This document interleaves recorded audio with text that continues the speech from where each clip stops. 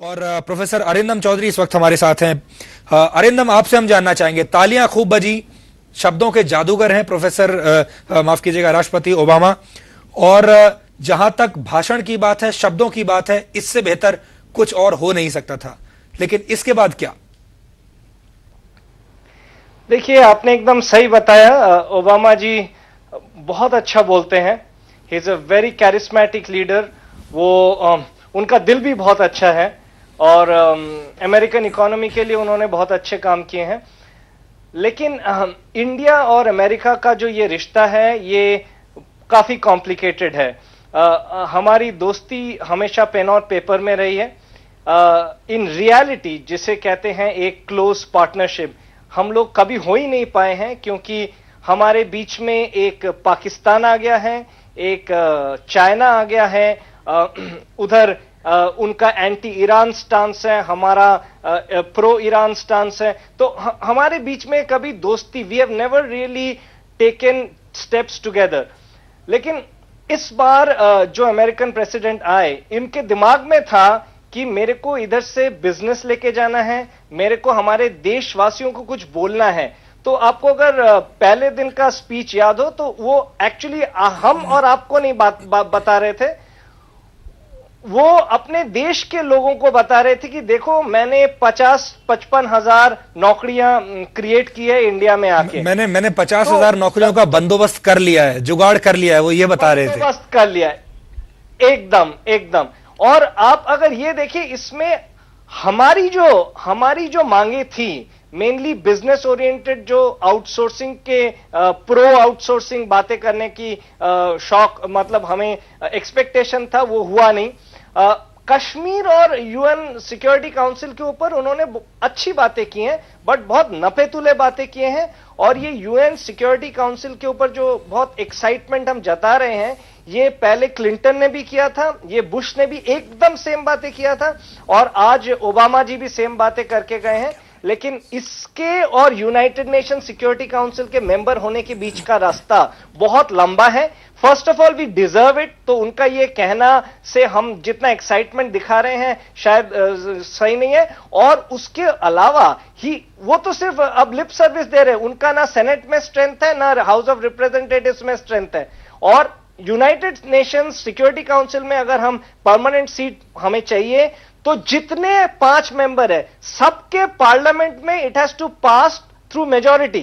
तो it's a long process. और ये सिर्फ इंडिया नहीं, ये actually India, Brazil, Germany, Japan, ये चारों देश, इनफैक्ट इंडोनेशिया, टर्की, कुछ और देशों के बारे में भी यही बातचीत चल रही है। लेकिन आप अगर याद रखें, कुछ ही महीने पहले उन्होंने चाइना में कहा है कि China is the supervisor of south Asia.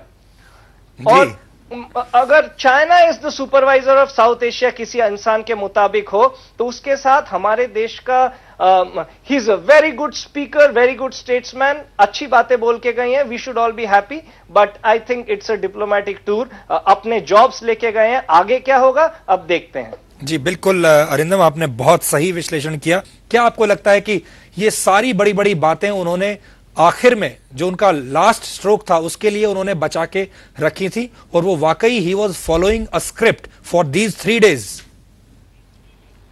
Definitely उनके पास एकदम बहुत क्लियर मैंडेट था, और उनके दिमाग में था कि बॉम्बे इज माय की प्लेस, जहां पे मैं बिजनेस ले जाऊंगा, जहां से मैं नौकरियां ले जाऊंगा हमारे देश के लिए। बीच में एक दिन तो जनरल पीआर डिप्लोमेसी का था, और आपने देखा होगा उन्होंने भी डांस करने की कोशिश की, और मिशेल ओबामा ने जितना ब्राउनी पॉइंट्स ले लिया था, उससे पहले खुद डांस करके उन्होंने भी थोड़ा उसमें हाथ बटाया। बच्चों के साथ बहुत अच्छा बर्ताव किया, which is very nice. I mean, वो देखने में बहुत अच्छा लगता है। एंड आई ट्रूली बिलीव कि वो एक बहुत अच्छे लीडर हैं और बहुत अच्छे इंसान भी हैं। उनकी किताबें बहुत इंस्पिरेशनल हैं। ही इज अ वंडरफुल मैन। और आज जब उनको प्रेस कॉन्फ्रेंस में पूछा गया, उनको पता था कि वो जो बोलने वाले हैं वो उतना ही लिमिटेड और 3 लाइन हैं, जो अगर उन्होंने प्रेस कॉन्फ्रेंस में दे दिया तो अंदर क्या बोलेंगे। So he reserved it. He went inside. He truly deserved the standing ovation. All the claps. इतने अच्छे बोलने वाले नेता हमारे नेताओं के लिए एक इंस्पिरेशन हो. मतलब जिस तरह से वो थ्रू आउट, अगर मिशेल ओबामा और ओबामा दोनों का आप देखिए, कूद कूद के दौड़ के जा रहे हैं, बैठ रहे हैं, चढ़ रहे हैं. यहाँ पे तो हमारे नेता लोग घुटनों के ऑपरेशन से ही निकल नहीं पाते हैं और बात मुंह से निकलता नहीं है. He has real energy. So that was really nice. लेकिन सच बात यह है कि हमें एग्रीकल्चर एक्सपोर्ट चाहिए था, वो हमें मिला नहीं. सिक्योरिटी काउंसिल तो जैसे मैंने बोला कि इन्होंने पहली बार नहीं बोला है, पहले नेताओं ने भी बोला है, और it's a very very lopsided security council that we have. उन्होंने चाइना के बारे में एक शब्द नहीं बोला, विच वॉज वेरी इंपॉर्टेंट.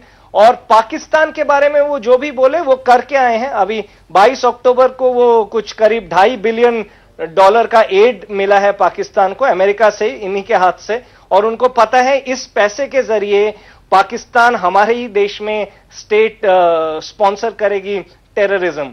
तो उधर पैसा दें और इधर बोले कि Pakistan should limit terrorist activities, ये दोनों चीज एक साथ नहीं चल सकती है. आई एम रियली हैप्पी कि मनमोहन सिंह जी ने in his very very slow manner, but बहुत स्ट्रेट उन्होंने बोला है पाकिस्तान के बारे में भी और आउटसोर्सिंग के बारे में भी. ये दोनों चीज हमारे देश के तरफ से एक स्ट्रॉन्ग सिग्नल देना बहुत जरूरी था. एंड जी, और वो उन्होंने दिया. बिल्कुल, ये जो छात्र हैं अलग अलग कॉलेजेस के, मुंबई के जो ये छात्र हैं, ये भी काफी इंप्रेस थे ओबामा के स्टाइल से.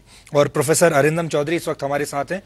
प्रोफेसर अरिंदम चौधरी खुद भी कम स्टाइलिश नहीं है, बहुत स्टाइलिश प्रोफेसर माने जाते हैं, और स्टाइल के बारे में उनसे ऊपर बहुत कम लोग हैं. प्रोफेसर साहब, आपसे भी हम स्टाइल के बारे में आपसे हम जानना चाहेंगे कि ओबामा का स्टाइल आपको कैसा लगा?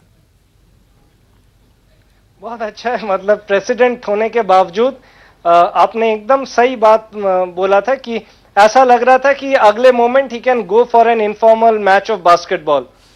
तो ये जो उनके अंदर चुस्ती है, उनके अंदर it connects him immediately with the youth and people. और इसी खासियत के लिए वो इतने बड़े देश के प्रेसिडेंट बने हैं इतने यंग एज में. And despite being from a background जिसके अगेंस्ट अमेरिकन डिस्क्रिमिनेट करते आए हैं बहुत 100 सालों से. तो ही is a great leader, a huge inspiration. लेकिन इस विजिट से इंडिया को क्या मिलेगा उसके ऊपर तो बहुत बड़ा क्वेश्चन मार्क.